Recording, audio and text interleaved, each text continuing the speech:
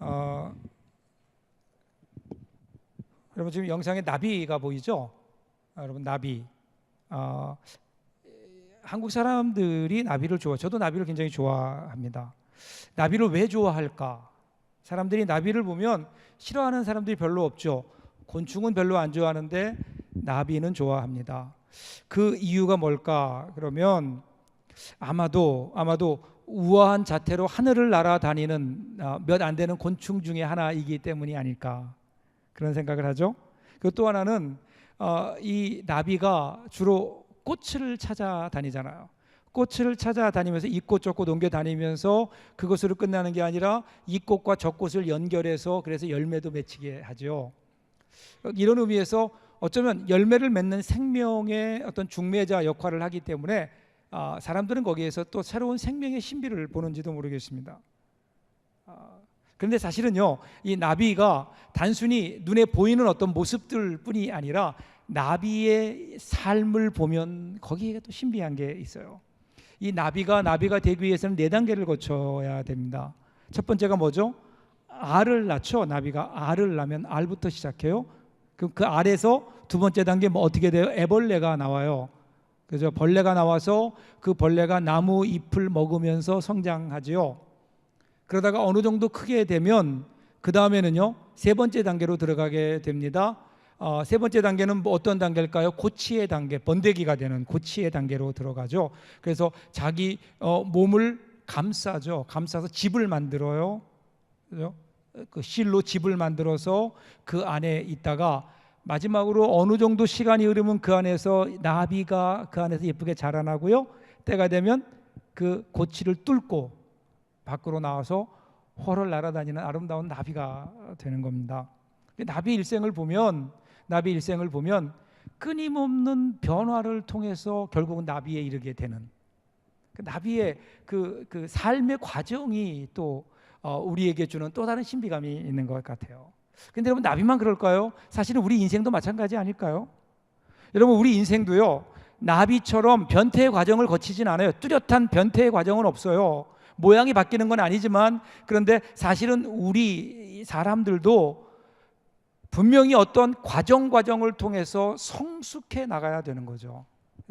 날마다 뭔가 다른 어떤 모습으로 더 성숙한 모습으로 그래서 더 성숙한 인격의 모습으로 점점 이렇게 변해가야 되는데 그런데 그렇지 못할 때 문제가 생기는 거죠. 성숙하지 못할 때 그때 여러분 우리 인생 우리나라가 왜 이렇게 복잡할까? 그럼 간단해요. 성숙하지 못한 사람들 겉모습은 어른인데 그 내면을 보면 성숙하지 못한 어린아이의 모습들이 있어서 그것 때문에 우리가 살아가는 이 세상이 더 어려운 것 아닐까요? 우리 신앙도 마찬가지예요. 우리 신앙에도 이러한 분명한 변화가 있습니다. 성숙이 있어야 되는 거죠. 우리가 예수 믿는 거 생각해요. 예수 처음 언제 우리가 예수 믿게 되죠? 어느 날인가 예수님에 관한 말씀을 들어요. 복음을 들어요. 그리고 예수님을 영접해요. 그죠?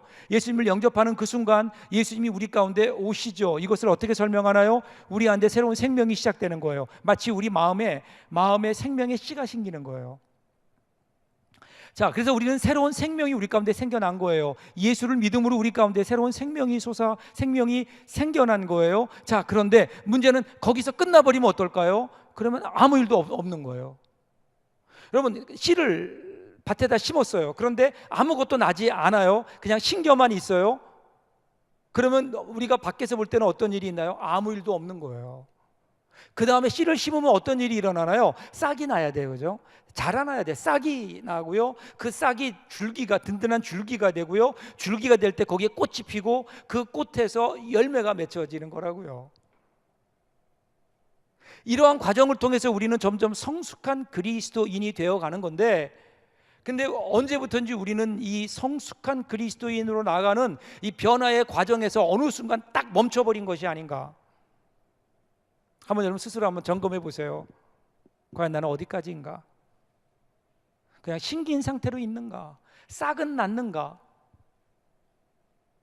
성숙의 과정을 향해 나아가는 여러분 이 그리스도인이라면 예수 그리스도의 은혜로 말미암아 우리가 구원받은 하나님의 자녀가 된 것으로 끝나지 않고 그 다음에 계속해서 성숙한 삶을 향해, 성숙한 신앙을 향해 날마다 나가야 되는 것이고, 이것을 성경에서는 성결이라고 얘기하고 오늘 성경에서는 경건이라고 해요. 경건에 이르는 길이다 이렇게 얘기하는 겁니다. 오늘 성경이, 오늘 본문이 우리에게 그 성숙에 관한 얘기해 주고 있어요. 자, 같이 한번 보세요. 6절 보세요. 6절 보면 같이 한번 읽어볼까요? 같이 읽겠습니다. 내가 이것으로 형제를 깨우치면 그리스도 예수의 좋은 일꾼이 되어 믿음의 말씀과 내가 따르는 좋은 교훈으로 양육을 받으리라. 정말 제가 실력만 있다면 성경을 좀 쉽게 번역하고 싶어요. 이 성경이 읽었는데 뭔 소리인지 모르겠어요. 그죠? 이게 도대체 뭔 소리인가? 쉽게 얘기하면 이런 거예요. 지금 사도 바울이 디모데에게 이렇게 얘기하는 거예요. 바른 교훈을 성도들에게 가르치는 것이 네가 스스로 성숙해지는 길이다라는 거예요. 그리고 그걸 통해 네가 좋은 그리스도의 일꾼이 되는 거다 이렇게 얘기해요. 자, 제가 이 구절을 읽으면서 그런 생각했어요. 보통 우리가 성숙해지려고 하면 어떻게 해야 되죠? 배워야 된다고 생각해요. 그죠? 배워야 된다. 맞아요. 배워야 돼요. 그런데 오늘 성경은 디모데에게 뭐라고 얘기하는가 하면요, 가르치는 것을 통해서 네가 배운다는 거예요. 그런데 제가 목사가 되어서 가르치다 보니까 무슨 말인지 알겠어요. 가르치면서 배우는 거예요. 사실은요, 배우면서 얻는 것보다 가르치면서 얻는 것들이 훨씬 더 커요. 훨씬 더 커요. 그래서 얘기하는 거예요. 우리 성경이 너희가 가르치면서 배워야 되는, 그 몇 년 전에 하늘나라에 가신 그 온누리교회 고 하용조 목사님이 입버릇처럼 외친 그 구호가 있어요. 외침이 뭐냐면 교회 안에서 가르치든지 배우든지 아니면 떠나라라는 거야. 아니면 떠나라. 우리 교회 있지 말아라라는 거예요. 배우든지 가르치든지 해라. 왜냐하면 여러분, 교회를 다니면서 가르치든지 배우든지 해야, 그래야 어떻게 돼요? 성숙해지는 거예요. 원래 교회가 배우지도 않아요, 가르치지도 않아요, 아무것도 안 해요. 그럼 어떻게 돼요? 그러면 성장이 멈추는 거예요. 성장이 멈추면 퇴보되는 거예요. 퇴보되면 그 다음에는요, 사탄의 유혹이 기다리고 있는 거예요. 여러분께 물어요. 여러분 지금 뭐 하고 있어요? 배우고 있어요? 아니면 가르치고 있나요? 아니면 그냥 왔다 갔다 합니까? 그러니까 우리가 신앙의 성숙이 없는 거예요. 여러분, 우리가 생각하는 가장 큰 오해가 뭔 줄 아세요? 우리가 그냥 예수 믿는 건, 신앙의 성숙이라고 하는 것은 거듭난 다음에, 예수님 믿은 다음에 가만히 있으면 자동적으로 성장할 거다. 세월이 흘러가면, 교회를 오래 다니면, 예배를 오래 드리면, 교회를 10년 20년 다니면 우리 신앙이 성장할 것이다. 이것은 여러분, 사탄이 우리에게 주는 오해예요. 심어주는 오해인 거예요. 절대로 여러분, 그리스도인은 이 성장이라고 하는 과정을 거치지 않으면, 날마다 성장하지 않으면, 그러면 절대로 그냥 성장할 수 없는 거예요. 우연히 되는 것이 아니에요.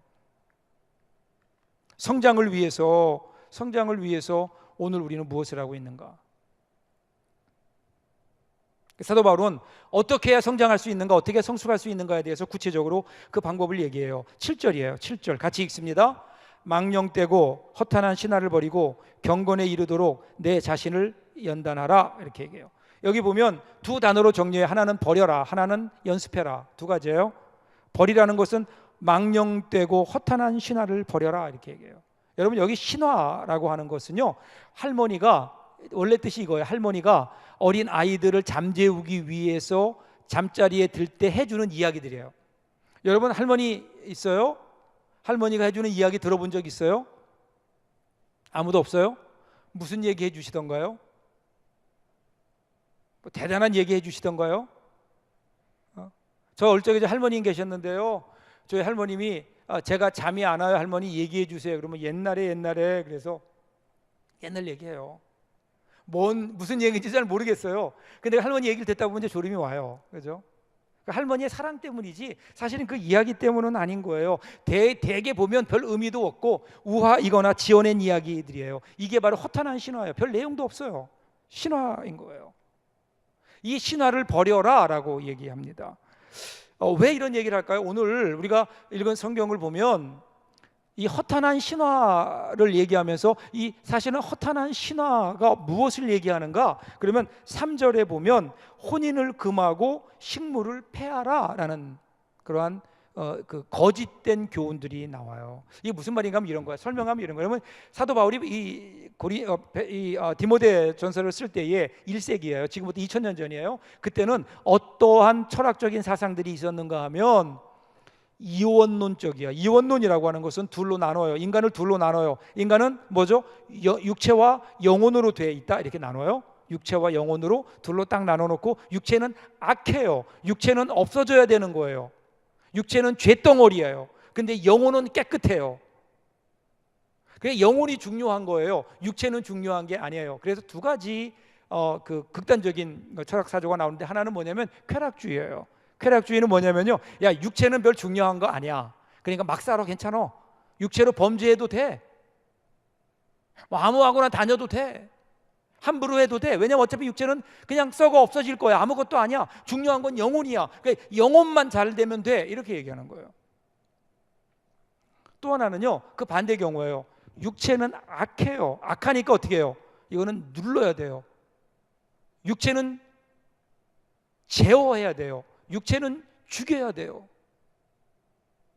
극단적인 금욕주의예요. 그래서 금욕주의라고 하는 게 바로 이 에베소 교회에 들어와 있던 거예요. 여러분, 금욕주의는요, 그래서 어떻게 되는가 하면 악해요. 악하니까 우리 육체가 가지고 있는 모든 본능들을 죄악시하는 거예요.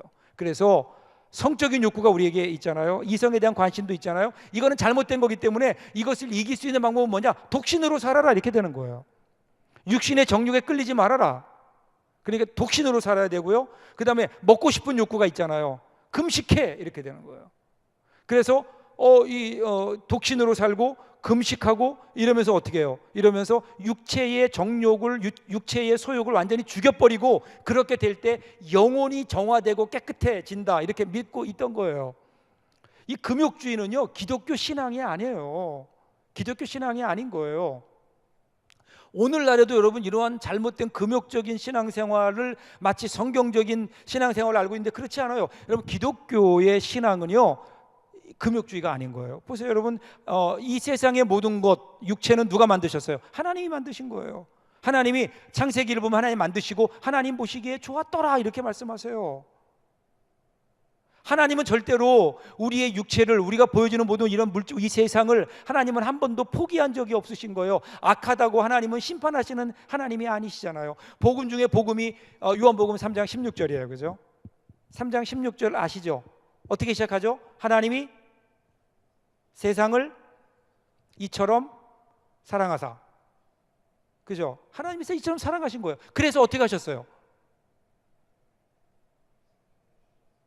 독생자를 주셨어요. 독생자는 하나님이 인간의 몸으로 있기 때문에 오신 거예요. 그래서 결과는 어떻게 됐어요?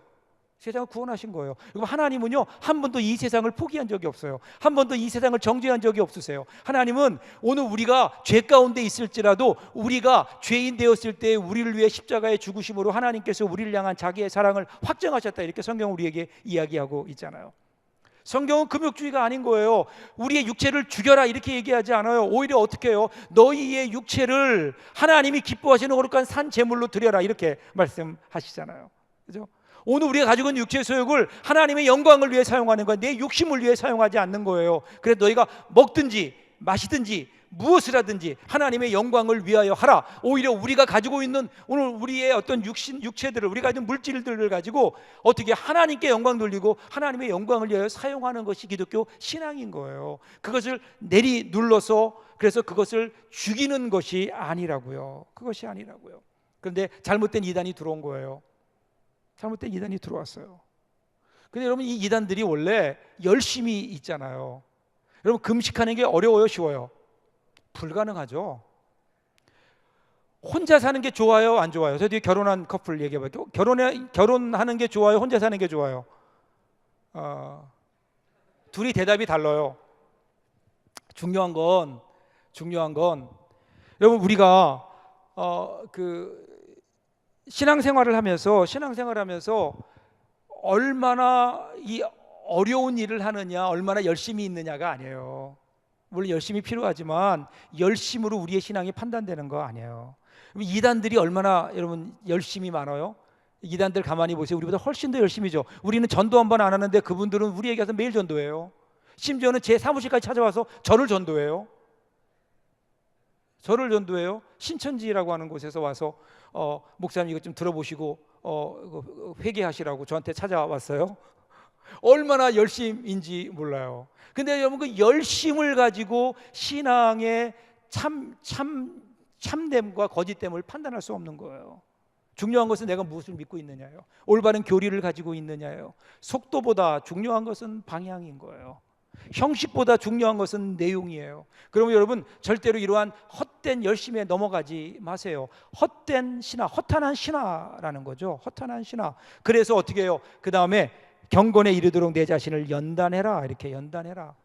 여러분, 이 경건이라고 하는 말은요, 헬라어로 보면 유세보마이라는 말이에요. 유세보마이, 유라고 하는 말과 그 다음에 세보마이라는 말이 합쳐진 건데, 유라는 말은 well, 잘, well done 하죠. 잘 되었다라고 얘기할 때 유라요. 그 다음에 나오는 세보마이라는 말은 세비아라는 말인데 존경, 공경 그런 뜻이에요. 그러니까 이를 종합하면 하나님을 향한 바른 생활 혹은 하나님을 공경하는 자세, 이게 뭐예요? 이게 경건이라는 거예요. 경건.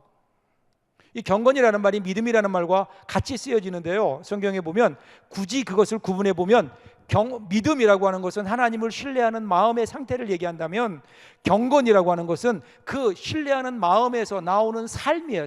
생활, 삶의 모습이 경건인 거예요. 경건. 그러니까 경건이라고 하는 것은 삶이에요. 그러니까 이것은 그냥 내가 원한다고 하루아침에 되는 것이 아니에요. 경건이라고 하는 것은 연단의 과정이 있어야 돼요. 연단의 그 경건이라는 것에 이르기 위해서는 가야 되는 길이 뭐냐면 연단의 길이다, 그렇게 얘기해요. 연단이 뭘까요? 쉽게 하면 훈련이에요. 그냥 되어지는 게 아니라는 거예요. 공짜로 되는 게 아니에요. 여러분, 지금 육상대회가 있는데, 육상대회 보면 참 어떤 때 제가 마음 좀 허무할 때가 있는 게요, 0.1초 차이로 끝나잖아요. 근데 여러분, 그 육상 선수들 보면 100m를 뛰잖아요. 0.1초를 위해서 평생을 바쳐요. 0.1초 빨리 들어오기 위해서, 몇 센치 더 멀리 뛰기 위해서 얼마나 많은 노력을 하는지 아세요? 얼마나 많은 노력. 그게 바로 육상 선수예요. 자기 한계라고 생각하는 그 지점에서 한 걸음 더 나가는 게, 그러면 여러분 새로운 세계가 되는 거예요. 새로운 세계. 한 걸음 더 나가는 거. 여러분, 이것은 하루아침에 되는 게 아니에요. 한 걸음 더 나가기 위해서 얼마나 많은 노력을 할까요? 한 걸음 더 나가기 위해서. 오늘 우리 그리스도에 마찬가지예요. 오늘 내가 예수 믿기 위해서 나는 과연 무엇을 하고 있는가? 한 걸음 더 나가야 되는데 그 한 걸음 나가기 위한 노력들이 우리들에게 있는가? 여러분, 사실은 이렇게 경건 생활이라는 것은 쉽지 않아요. 경건 생활을 하려면요, 우리 삶부터 좀 정리를 해야 돼요. 통제를 해야 돼요. 잠도 줄여야 돼요. 음식도 너무 많이 먹으면 안 돼요. 또 너무 오래 먹으면 안 돼요. 먹는 일에 너무 많은 시간 들이지 마세요. 세상의 잡다한 일에 여러분 마음을 팔지 마세요. 우리의 마음을 정리하는 거예요. 그래서 우리 마음을 어디로 몰아가는 거예요? 하나님의 일을 위해서, 하나님의 뜻을 위해서 기도하고 말씀 묵상하고 봉사하고 헌신하고 앞날을 위해 공부하고 준비하는 일에, 정말 하나님이 원하시는 그 일에, 세상이 뺏어가는 그 시간들에게 우리의 마음을 뺏기지 않고, 세상의 유혹에 우리의 시간 뺏기지 않고, 하나님이 원하시는 그 일에 우리의 시간을 거기에 갖다 놓는 거예요. 그 훈련인 거예요. 그 훈련이에요. 그래서 기도하고 말씀 묵상하고 봉사하고 헌신하고, 때때로 우리 마음이 하나님 뜻보다 내 욕심이 앞서려고 할 때 그것을 꺾어서 하나님의 뜻에 맞추고, 여러분, 이런 훈련의 과정이 없이 어떻게 우리가 성숙한 그리스도인이 될 수 있을까요? 그러니까 언제부터 우리 신앙생활이 그냥 그 자리에 머물러 있는 것 같아요. 앞을 향해 나아가야 되는데, 성숙한 모습을 향해 우리 모습이 점점 성숙한 모습이어야 되는데, 오늘 우리의 모습은 어떤가? 이것이 바로 힘들지만 포기할 수 없는 신앙의 여정이기 때문에 경건의 훈련이죠. 그래서 그 다음에 나오는 9절 10절 보세요. 같이 읽어볼게요. 9절 10절입니다. 미쁘다 이 말이여 모든 사람들이 받을만 하도다. 이를 위하여 우리가 수고하고자 힘쓰는 것은 우리 소망을 살아계신 하나님께 두미니 곧 모든 사람, 특히 믿는 자들의 구주시라. 여러분, 잘 보세요. 지금 우리가 경건 훈련을 하라 그래요. 경건의 훈련을 하는데 하는 이유가 뭐예요? 하는 이유가 내가 좀 더 좋은 사람이 되는 거예요? 아니에요. 이유가 뭐예요? 그 이유가 훈련의 목적이 소망을 살아계신 하나님께 두는 것이라는 거예요. 보통 우리는 훈련을 하고 경건의 훈련을 하면 어떤 생각하는가 하면요, 내가 훈련을 통해서 좀 더 좋은 사람이 되고 좀 더 좋은 신앙을 가지고, 그죠? 좀 더 나은 모습이 된다, 이렇게 생각하거든요. 그런데 성경은 오히려 그 반대를 얘기해요. 네가 만약에 경건의 훈련을 하게 되면, 하나님한테 맞추기 위한 경건의 훈련을 하면 어떤 일이 일어나는가? 네가 스스로에게 절망할 것이다라는 거예요. 이게 무슨 얘기일까요? 저는 이게 너무 감사해요. 이 말씀이 너무 감사해요. 여러분, 오늘 우리가 결심했어요. 내일부터는 내가 성경 공부해야 되겠다. 내일부터 특별 새벽 기도회가 있는데 내가 이번 한 주간 동안 새벽 기도회에 참여하겠다, 이런 결심을 했어요. 그럼 내일 아침에 일어나면 어떨까요? 잘 될까요, 안 될까요? 잘 됐으면 좋겠는데 잘 안 돼요. 내일부터 내가 정말 잠자는 시간도 줄이고, 그리고 다른 쓸데없는 오락하는 거 줄이고, 뭔가 하나님이 원하시는 데 집중해야 되겠다. 그 다음날 일어나 해보니까 안 돼요. 안 되는 거예요. 실패할 확률이 훨씬 많아요. 해봤잖아요, 그동안 우리가. 그러면 어떻게 해요? 이거 나는 안 되나 보다. 포기하는 것이 아니라 오히려 지금 사도 바울은 뭐라고 얘기하는가 하면요, 그러기에 더욱더 하나님을 의지해야 된다는 거예요. 그걸 통해서 내가 얼마나 연약한 인간인지, 얼마나 내가 약한지, 얼마나 내가 보잘것없는지, 내 힘으로 아무것도 할 수 없는 하나님이 고백하면서, 하나님, 내 소망은 그러기에 하나님밖에 안 계세요. 나는 하나님이 계시지 않으면 나는 아무것도 할 수 없어요. 이러한 고백이 나와야 된다는 거예요. 그래서 그 하나님 앞에 더 가까이 가는 거예요. 그래서 하나님만이 내 소망이에요. 하나님이 안 계시면 나는 아무것도 할 수 없는 사람이에요. 하나님을 붙들게 되고 하나님을 의지하게 되고 더욱더 하나님 앞에 가까이 가게 되는 것, 이것이 경건의 훈련이라는 거예요. 경건의 훈련. 그러니까 여러분, 신앙의 훈련을 통해서 내가 좀 더 좋은 사람 되는 거 아니에요. 내가 누구인가를 깨닫고 그러기에 더 주님께 의지하는 거예요. 주님을 소망하는 거예요. 주님의 은혜를 간구하는 거예요. 유명한 그 R.A. 토레이 목사님이 그분의 책에서 이런 고백을 해요. 하나님, 성령 충만하게 도와주십시오. 왜냐하면 성령 충만하지 않으면 오늘 하루 나는 너무나 쉽게 흔들릴 수 있는 사람이기 때문입니다. 하나님, 제가 성령 충만하다고 느끼지 못할 때 함부로 말하지 않게 내 입을 막아주십시오. 성령 충만하지 않을 때 실언이 되기 쉽고 사람들에게 상처를 주기 쉽기 때문입니다. 하나님, 제가 성령 충만하지 않을 때 제 인생에 중요한 결정을 하지 않도록 도와주십시오.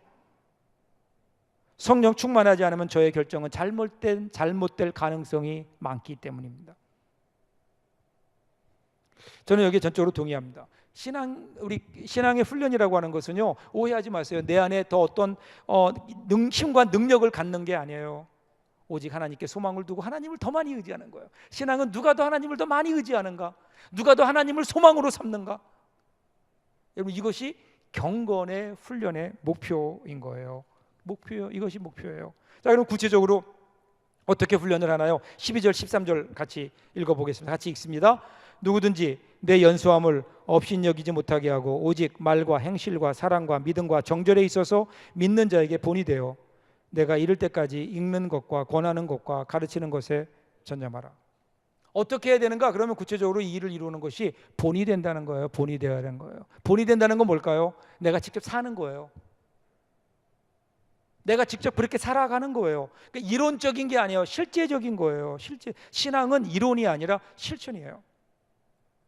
요즘 우리가 보면 신앙을 너무 아는 걸로 생각해요. 내가 아는 것이 곧 내 신앙이다, 이렇게 생각해요. 아니에요. 아는 것과 우리의 신앙은 별개예요. 안다고 다 실천하는 거 아니잖아요. 오늘 우리의 신앙의 현실은, 신앙의 현 주소는 어디 있는가 하면요, 내가 실천하는 만큼이에요. 키엘 케골이라고 하는 유명한 실존주의 철학자가 있죠. 그분이 많은 그 이야기들을 남겼는데, 그분의 교훈 가운데 이런 수학책 이야기가 있어요. 수학 전공한 사람도 있지만 수학이 책을 보면 앞에 뭐가 있어요? 문제가 있죠. 앞쪽에. 그리고 뒤에 보면 뭐가 있어요? 답이 있어요. 자, 그러니까 여러분, 이게 답이 이미 나와 있다고요. 그러니까 앞에 문제가 있으면 뒤에 답이 있어요. 그러면 문제가 딱 나왔어요. 그래서 뒤에는 답을 봤어요. 그러니까 답을 보니까 알죠. 그죠? 답을 보면 알 수 있잖아요. 그래서 그 문제가 나오면 그거 답은 몇 번이야, 이렇게 얘기했다고 해요. 그러면 여러분, 그게 그 문제를 푼 거예요? 아니잖아요. 그래서 그냥 답을 본 것뿐이에요. 그거는 부정행위예요. 그죠? 답을 보면 안 되는 거예요, 원칙적으로. 그 문제가 나와 있으면 자, 그 문제를 푸는 거예요. 수학적인 공식과 어떤 지식에 의해서 그 문제를 풀어요. 문제를 풀어 답이 나왔어요. 답이 나왔는데 그 답을 뒤에 있는 답과 맞춰보니까 같아요. 그러면 이게 뭐예요? 그게 정답이고 나의 답이 되고 내가 문제를 푼 게 되는 거예요. 그죠? 그런데 오늘 우리 신앙생활을 보면 이럴 때가 많다는 거예요.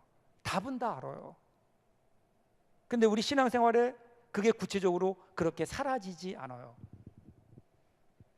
쉽게 설명해 볼까요?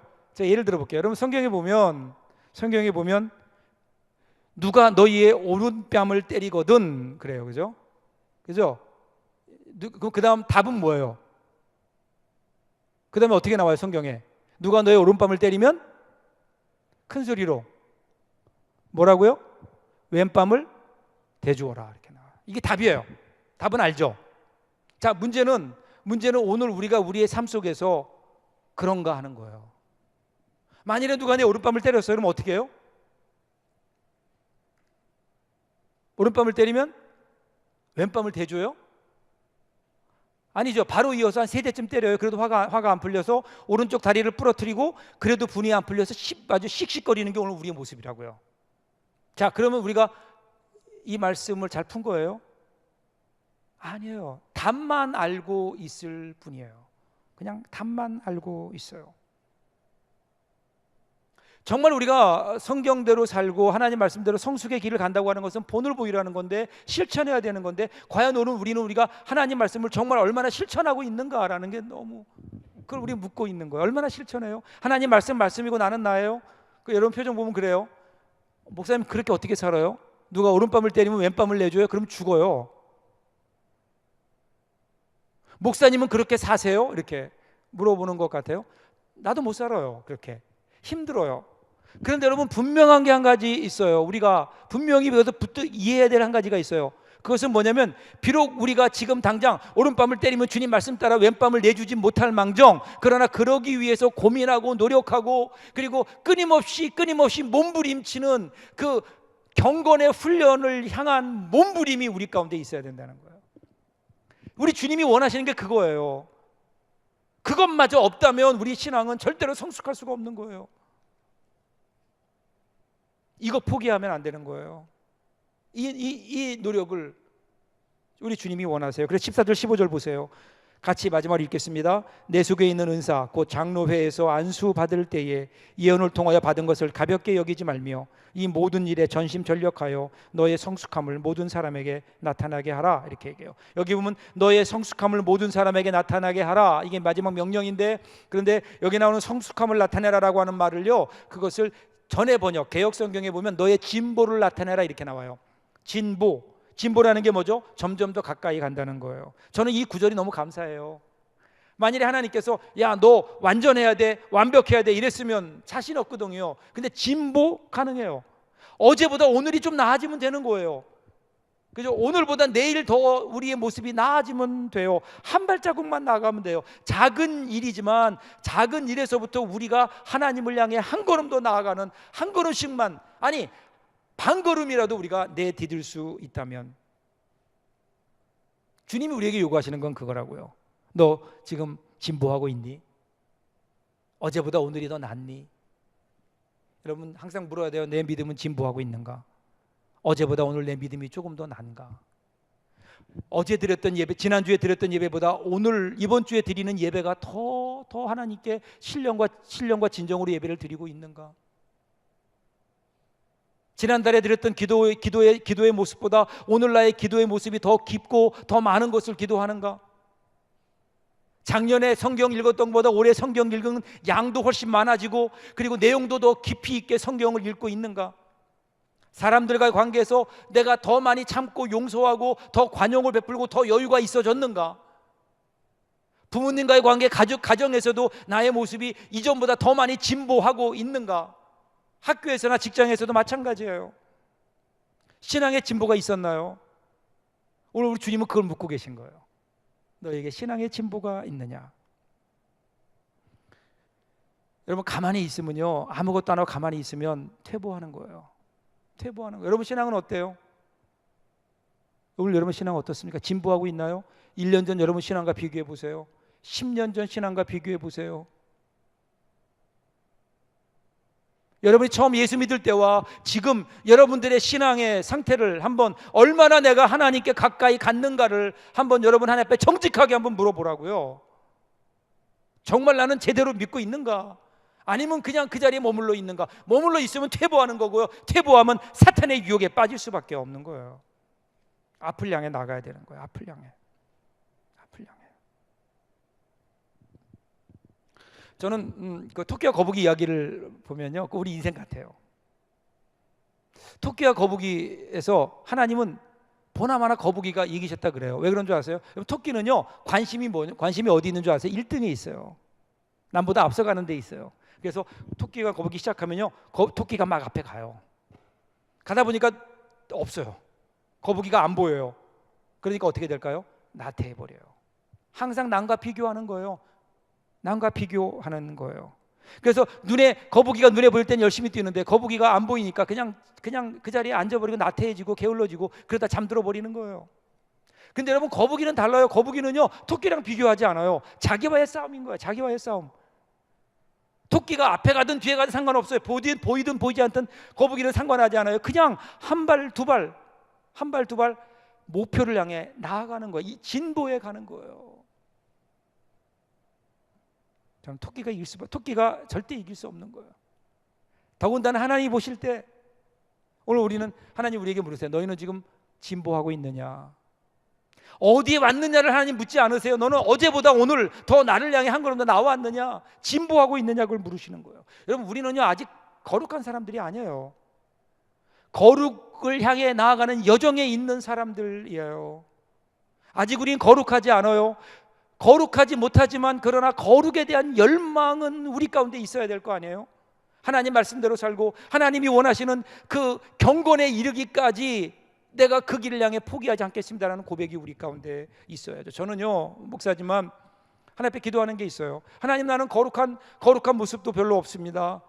내가 정말 이 땅에 살면서 거룩한 모습으로 살 수 있을지 어쩔지도 모르겠습니다. 그러나 하나님, 내가 하나님 앞에 내 모습이 기억되기를 원하는 것은, 비록 내 모습이 지금 다른 사람보다 거룩하지 않다 하더라도, 그러나 거룩하기 위해 날마다 애쓰고 힘쓰고 그것을 붙들고 치열하게 몸부림치는 그 몸부림의 흔적만큼은 땅에 남기고 싶습니다.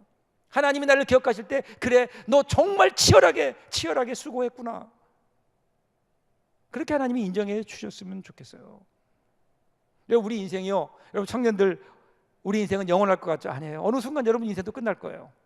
누구나 다, 여기는 우리 모두가 다 때가 되면 우리는 하나님 앞에 가요. 이 세상의 눈을 한번 감으면 죽음이라고 해요. 근데 우리 죽음으로 끝나나요? 아니에요. 잠깐 감았다가 그 다음에 눈을 딱 뜰 거예요. 그럼 어디예요? 천국이에요. 저는 기도하기를, 제가 눈 감았다 눈을 떴을 때 그것이 주님 품이었으면 좋겠어요. 내가 사모하던 주님 품. 그러면요, 저는 손을 들어서 주님 얼굴을 좀 만져볼 것 같아요. 그러면서 내가 얼마나 주님을 닮았는지, 지나온 삶을 통해 얼마나 나는 주님 가까이 왔는지, 얼마나 주님 닮았는지, 저 그때까지 포기하지 않을 거라고요. 여러분에도 이 고백이 있었으면 좋겠어요. 우리 특별히 청년들 신앙생활하면서 쉽지 않지만, 완전을 선포할 수 없지만 그래도 어제보다 오늘이 나아야죠. 그리고 오늘보다는 내일이 나아야죠. 모든 일에서 이것이 여러분 신앙의 진보고요, 신앙의 성숙함이고요, 하나님께서 이것을 원하시는 거예요. 오늘 저와 여러분들에게 이 고백이, 이 결단이 있었으면 좋겠어요. 하나님, 내가 아직은 부족하지만 그러나 결코 이 진보를 멈추지 않겠습니다. 진보를 멈추지 않겠습니다. 주님 앞에서는 그날까지 끊임없이 나의 성숙함을 위해 나가겠습니다. 다시 한번 그렇게 고백하고 결단하고 새롭게 시작하는 사랑하는 우리 3부 예배 공동체 될 수 있기를 주님의 이름으로 축복합니다. 기도하겠습니다.